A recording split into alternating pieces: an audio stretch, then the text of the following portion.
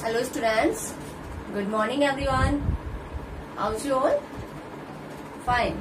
Okay beta. I'm also fine. I hope you are healthy and safe at your home. Students, you all stay home and stay safe.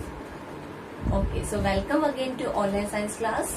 As you all know, in the previous classes we are doing discussion of the exercises of chapter 2. Yes. So chapter 2 exercises, most of the exercises we done in our previous classes. So chapter 2 is safety and first aid.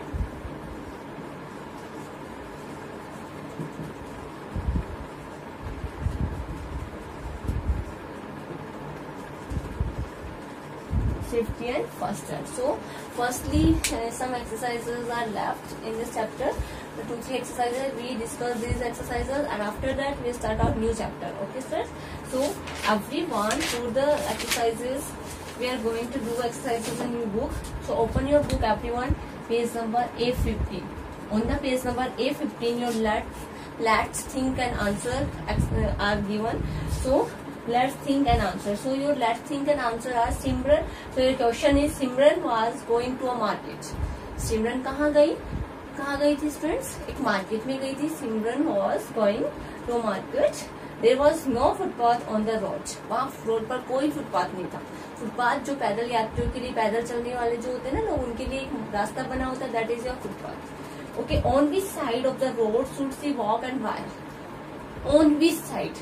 कौन सी side on of the road? Road की कौन सी side she should walk and why? उसे walk करना चाहिए और क्यों?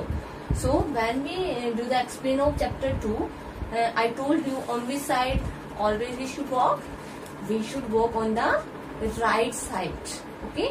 So सिमरन मार्केट गई थी और वहाँ पे कोई फुटपाथ नहीं था. अगर फुटपाथ नहीं है कहीं पे भी और आप रोड पर वॉक करना चाह रहे हो, आपको क्या हो, अगर जाना है कहीं पे भी पैदल जाना है, तो आप कैसे वॉक करोगे? फुटपाथ तो बना ही नहीं है वहाँ पर. तो आपको कौन सी साइड, रोड की कौन सी साइड वॉक करना और क्यों? You should walk on the right side of the road. So Simran is also, she walk on the right side of the road. Yes, उसे कौन से साइड में वॉक करना चाहिए? She should walk on the right side of the road. और क्यों करना चाहिए? And why is also asking. Why means क्यों करना चाहिए? So she can see the traffic coming from the road. अगर राइट साइड वॉक करेगी तो क्या होगा? उसको सामने से आते हुए व्हीकल्स दिखाई देंगे. So every time you also remember it, students, whenever you go on the road and you walk on the foot, so you also walk on the right side of the road so that you can see the traffic coming from the front. सामने से जो traffic आ रहा है उसको आप देख सको. Okay students, you remember it. Okay, if anyone asks to you on which side of the road you should walk, so every time you should remember it, you should walk on the right side of the road. Next is let's check your value based questions.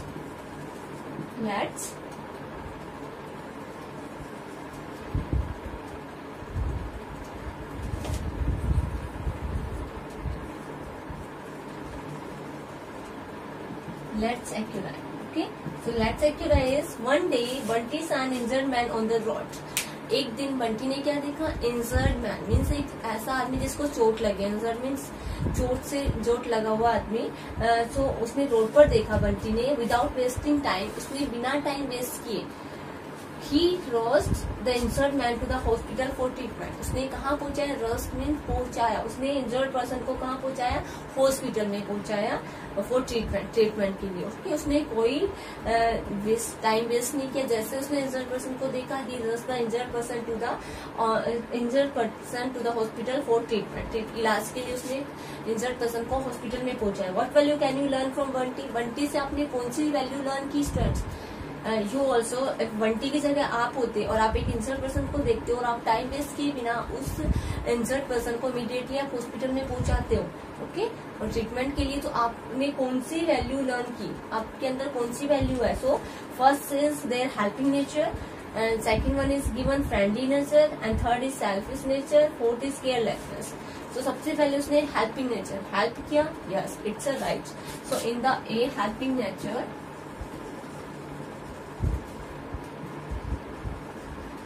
you take right. On the helping nature, because उसने बिना कुछ सोचे समझे, बिना time waste किए उसने help की उस पर्सन की। Second one is friendly nature, वो फ्रेंडली नेचर का था, उसके साथ तो कोई फ्रेंड थोड़ी ना था, वो फ्रेंड होने की वजह से थोड़ा ना उसने केयर उसको हॉस्पिटल में पहुंचाया था, केयर की थी उसकी, नो, क्योंकि उसका हेल्पिंग नेचर था, इसीलिए उसने उसकी हेल्प की। उसका फ्रेंड नहीं था, वो उसे जानता ही नहीं था उस पर्सन को, तो इट्स नॉट सेल्फिश नेचर, वो खुदगर्ज था, नो। अगर सेल्फिश होता तो उस पर्सन को इमीडिएटली हॉस्पिटल नहीं पहुंचाता। एंड थर्ड इज केयरलेसनेस, लापरवाह था वो, नहीं, उसने लापरवाही तो की नहीं, उसने बिना कुछ सोचे समझे क्या किया उसने स्ट्रेस, उसने बिना टाइम वेस्ट किए उस पर्सन को इमीडिएटली उसने हॉस्पिटल में पहुंचाया। So this you tick on the A option, okay. And next is let's enhance our life skills. So last is let's enhance our life skills is given.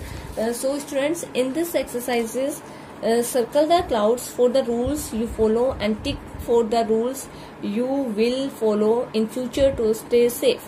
आपको उस clouds को circle करना है जिसको आपको for the rules you follow, जिसको आपको rules के लिए फॉलो करना है, and tick for the rules you will follow in future to stay safe, और जिसको कि आप फ्यूचर में सेफ रहने के लिए क्या करोगे, फॉलो करोगे। So do not swing on Windows, हमें क्या नहीं करना चाहिए, विंडो पर नहीं झूलना चाहिए, okay.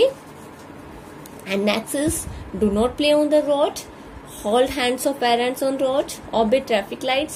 So in the first you circle it, okay, you follow, आप फॉलो करते हो ना, आप विंडो पर स्विंग नहीं करते हो ना, yes. And second one is do not play on the road, road पर आपको नहीं खेलना है, सो आप इसको रिमेम्बर रखोगे, so you tick on the second cloud. And third, how hands hold hands of parents on roads, आपको अपने पेरेंट्स का हाथ पकड़ना है रोड पर, जब आप वॉक करते हो पेरेंट्स के साथ जाते हो तो you should hold your parents hand, so it's tick on it also, क्योंकि you will follow it in the future ना।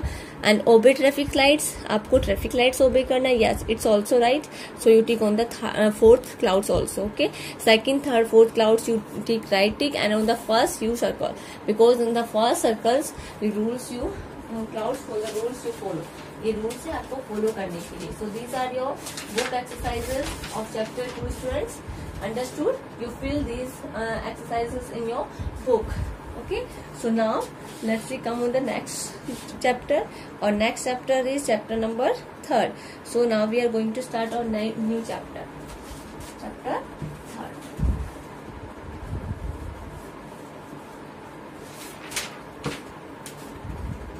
So chapter 3 is students housing and clothing, housing and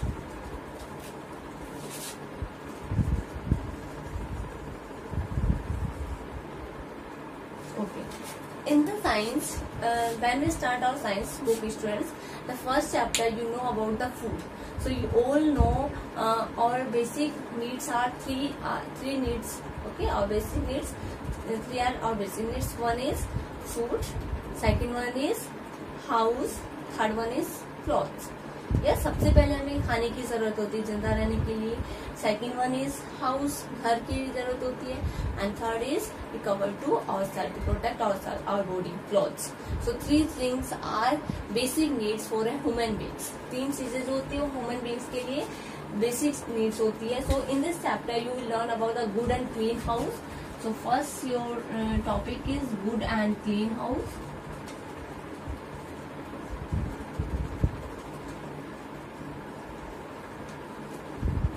And after that in this chapter we know about the clothes and fibers.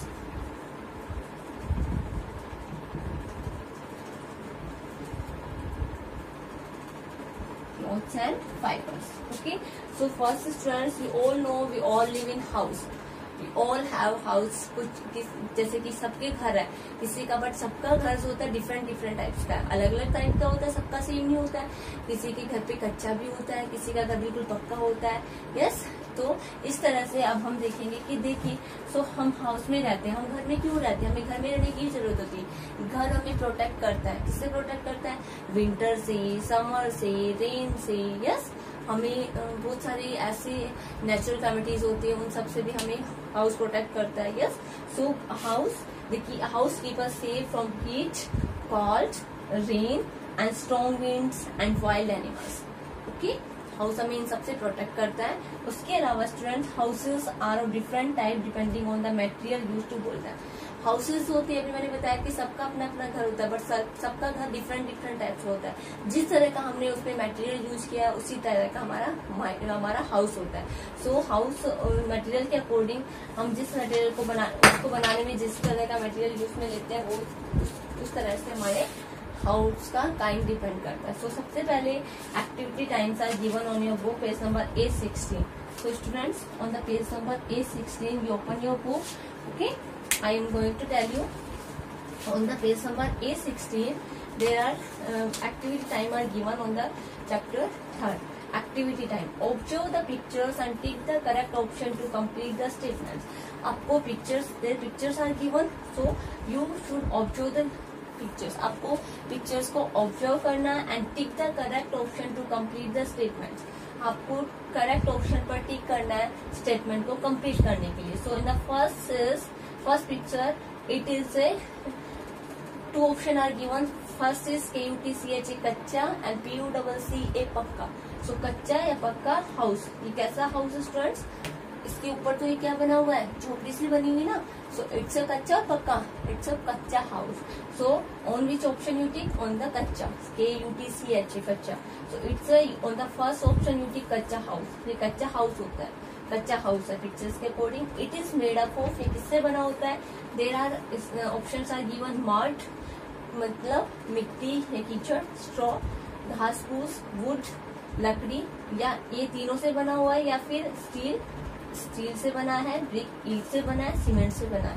तो ये किससे बना है students? This is made up of mud, कीचड़ से, घास फूस से, स्ट्रो से और लकड़ी से।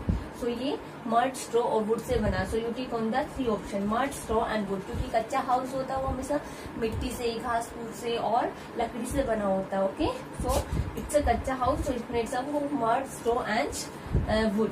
Okay students, and now look on the second picture. It is a blank house.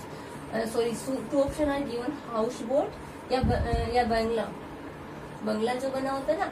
सो ये हाउस बोट है या बंगला है students? It's a Bangla type house. Yes, so it is made up of, ये किससे बना होता है? ब्रिक्स, सीमेंट, सैंड या फिर मड एंड स्ट्रो।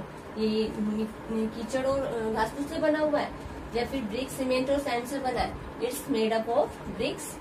बंगला टाइप जो हाउस होता है वो ईंट से बना होता है, सीमेंट से बना होता है, सैंड से बना होता है। Yes, so it's made up of brick, cement and sand. Okay students, now next is third picture is there. Look at third pictures and it is an blank. Igloo या caravan? क्या है ये students? ये igloo है, it's igloo. Okay, it is made up of, igloo किससे बना होता है? ऐसे, ये कहाँ पाया जाता है? ऐसा एरिया जहाँ पे क्या होती है? आइस रहती है, जहाँ पे बर्फ जमी हुई होती है ना, उस इलाके में इग्लू बनाया जाता है student. So it is made up of sand या ice? It's made up of ice. So you tick on the igloo, it is igloo. And in the 6th sentence it is made up of ice, so you tick on the ice. Okay, this is your activity time. You should fill this all in your book. Okay students, understood? So this is your activity time. Now activity time over. I hope you also fill it in your book. Next is now we are going to know about the house. A house should be kept clean. So we all live in a house. So it our first duty क्या होती है? हमारे घर में हम रहते हैं, तो हम सबसे पहले हम घर में रहेंगे तो क्या हमारी क्या रिस्पॉन्सिबिलिटी? सबसे पहले you should be kept clean. हमें घर को हमेशा क्लीन रखना है। ओके, अगर हम गंदा रखते हैं तो कोई भी देखता है तो बोलता है कितना गंदा रखते हैं ना। सो आपको सबसे पहले आपकी रिस्पॉन्सिबिलिटी क्या है कि आपको अपने घर को, you should keep your house clean. A clean house help us to stay healthy. If we keep the house clean, so we should be keep ourself healthy. हम अपने आप को हेल्दी रख सकते हैं, क्लीन रख सकते हैं। यस, सो अगर हमें घर को साफ सुथरा रखेंगे तो क्या होगा स्टूडेंट्स? हम हमारे हेल्थ, उससे हमारे क्लीन हाउस से हमारी हेल्थ पे भी इफेक्ट होता है। सो इफ वी be a clean house, so we be to ourselves stay healthy. Okay student, so now we are going about the good and clean house. So your first topic is good and clean house. Okay, so we are knowing about the good and clean house. So some qualities of a good house are given. So we are going to know about the some qualities of a good house. Good house की क्या क्या quality होती है वो सब हम देखने जा रहे हैं स्टूडेंट. सबसे पहले आपका होता है a good house should have doors and windows to let in fresh air and enough sunlight. सबसे पहले गुड हाउस होता है, मीन्स एक अच्छा घर होता है, उसमें क्या होता है, डोर्स होते हैं और विंडो होते हैं. ओके, दरवाजे और खिड़कियां होती है to let in fresh air, means let in means अंदर आने के लिए, fresh air and enough sunlight. इस फ्रेश एयर और सनलाइट जो अंदर आए, इस तरह से हम अपने घर में इस तरीके से डोर और विंडो रखते हैं ताकि हमारे घर के अंदर फ्रेश एयर और सनलाइट एंटर कर सके. Okay students, and room in a house should B Airy and well lit. हमारे जो घर में जो रूम होते हैं, हमारे घर के जो रूम्स होते हैं वो कैसे होने चाहिए, एयरी होनी चाहिए. ओके, हवादार होनी चाहिए और वेल lit, सही तरीके से अरेंज, मतलब अच्छे तरीके से उसमें क्या है, रोशनी आती रहे. इस तरह से हमारे घर का मतलब जो पोजीशन जो होती है हमारे घर की, उस तरह से रखनी चाहिए. उसमें हमारे घर में डोर और विंडो इस तरह से रखनी चाहिए कि फ्रेश एयर ही हो हमारा घर और वेल लाइट हो, मीन्स उसमें लाइट भी प्रॉपर तरीके से सनलाइट एंटर कर सके हमारे घर में. Okay, so this is the first quality of a good and clean house. Okay, second one is open spaces like veranda and balcony or lawn make a house airy. हमारे घर में open space रखना चाहिए. If you want to be a good house, so we should keep open spaces also, like जिसे आप बरामदा बोलते हो, जिसे आप बालकनी बोलते हो, लॉन बोलते हो, इस तरह का स्पेस अगर हमारे घर में है, इस तरह के घर से हमारा घर कैसा बनेगा, एयरी बनेगा, कि हवादार बनेगा. सो हवादार घर जो होता है वो हमें अच्छा लगता है ना. सो अगर एवरी साइड से वो क्लोज है तो वो क्या होगा, कंजेस्टेड सा होगा और हमारा दम घुटने लगेगा. तो ऐसे हाउस की बजाय हमें कैसा रखना चाहिए, हमारे घर में ओपन स्पेसेस को भी स्पेस देना है, खाली खुली जगह भी रखनी है थोड़ा सा. Okay, and after second point, third point is a house should be kept clean. हमें अपने हाउस को हमेशा कैसा रखना चाहिए, क्लीन रखना चाहिए. So student, you should clean your house, keep your house clean. A clean house help us to stay healthy. अगर हमारा घर क्लीन है तो उससे हम हेल्दी रहेंगे.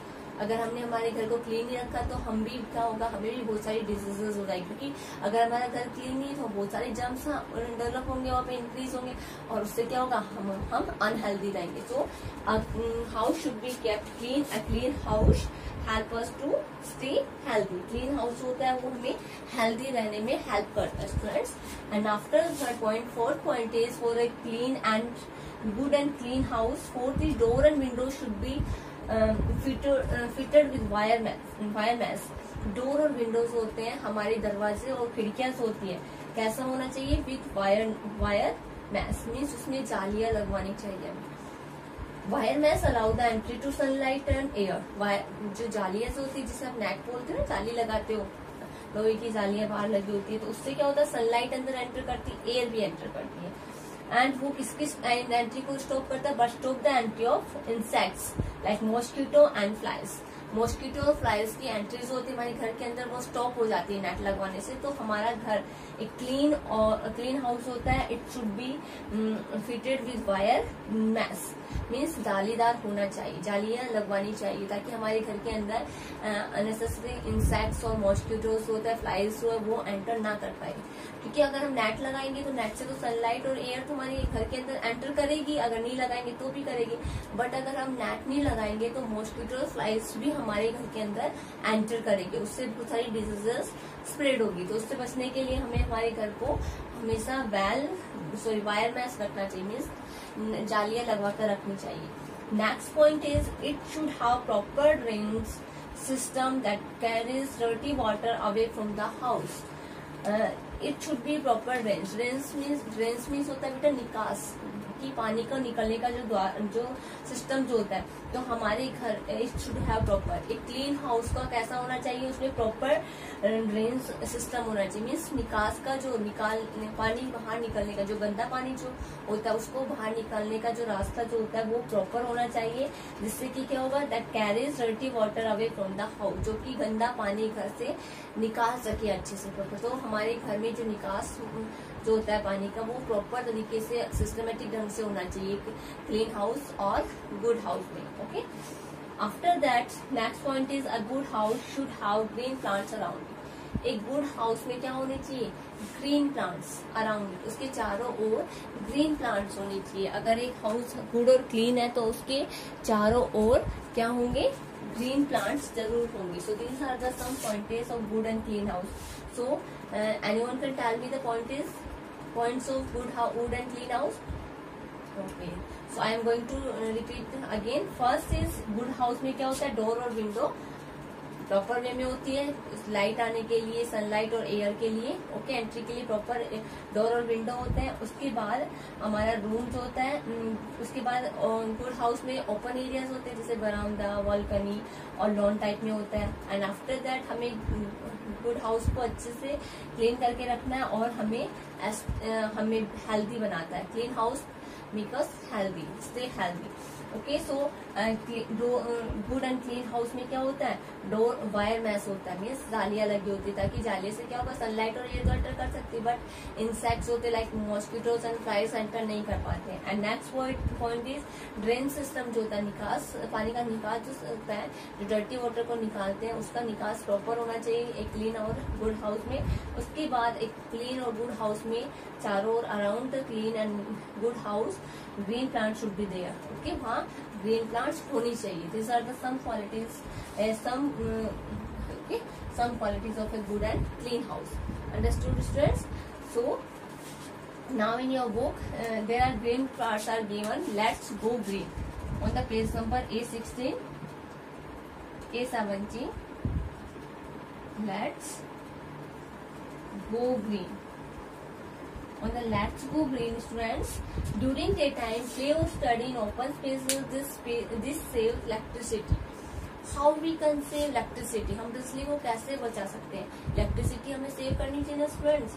सो उसको बचाने के लिए डे टाइम में, जब आप डे टाइम में वर्क करते हो, सो प्ले और जब प्ले करते हो या स्टडी करते हो इन ओपन स्पेसेस, आपको ओपन स्पेस में, ताकि ऐसी जगह पे बैठकर अपने घर पे ऐसी जगह बैठने जहाँ से सनलाइट और एयर प्रॉपर आपको मिल रही है. ओके, घर में रोशनी ऐसा कोई रूम होगा जिसमें दिन में रोशनी आती है, लाइट आ जाती है आपके रूम के अंदर. ऐसा नहीं कि ऐसे रूम में बैठ कर पढ़ते हो कि दिन में भी आपको लाइट ऑन करने की जरूरत पड़े, फैन ऑन करने की जरूरत पड़े. तो आपको इस दोनों चीजों को अवॉइड करने के लिए आपको ऐसी जगह पे बैठकर स्टडी करना है, ऐसी जगह पे बैठ के डे टाइम में प्ले करना है, ताकि वहाँ पर आपको ओपन स्पेस मिल सके. कि ऐसी जगह जहाँ पर आपको प्रॉपर डे में सनलाइट प्रॉपर मिल रही है और प्रॉपर एयर मिल रही है, आपको आप वहाँ पे इलेक्ट्रिसिटी को सेव कर सको. So students, this is the way of save to electricity. Understood it? You also follow this to save the electricity. Okay, so watch the video very carefully, students, and come and join your live class. Okay, so I will clear your doubts in the live class, and chapter 2 exercises, though whatever we do in the today's class, you should fill in your book. Okay, thank you, beta.